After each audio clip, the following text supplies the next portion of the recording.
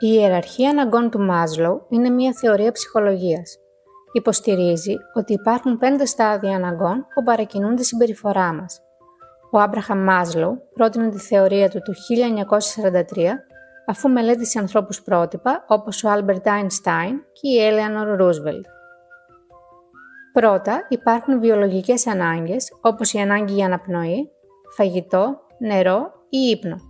Μόλις καλύψουμε αυτά τα βασικά και έχουμε ενέργεια και νιώθουμε χορτάτη, παρακινούμαστε από την επόμενη ανάγκη.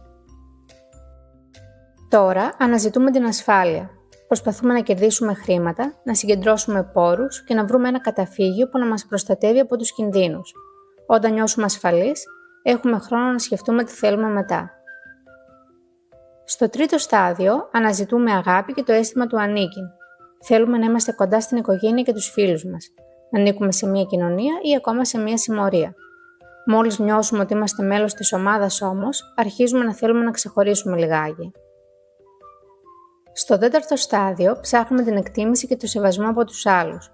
Θέλουμε να είμαστε σημαντικοί. Αν έχουμε χρήματα, αγοράζουμε ρολόγια. Αν έχουμε μυαλό, γράφουμε, σκεφτόμαστε και εργαζόμαστε πολύ. Ο ανταγωνισμός είναι στο υψηλότερό του σημείο. Μαθητές, αθλητές και εφευρέτες διαπρέπουν. Ο Νίλ Άρμστρονγκ έφτασε ακόμη και στο φεγγάρι. Μόνο αν αναπνέουμε, τρώμε, κοιμόμαστε καλά, νιώθουμε ασφαλείς και μέλη μιας ομάδας, αλλά και ξεχωριστοί, μόνο τότε μπορούμε να φτάσουμε στο 5ο επίπεδο, την αυτοπραγμάτωση. Τώρα μπορούμε να χαλαρώσουμε και να γίνουμε δημιουργικοί, να αποδεχτούμε τα γεγονότα όπως είναι, να προσφέρουμε και να κάνουμε ό,τι θέλουμε χωρίς πίεση. Εκτός φυσικά αν υπάρξει πρόβλημα στα χαμηλότερα επίπεδα.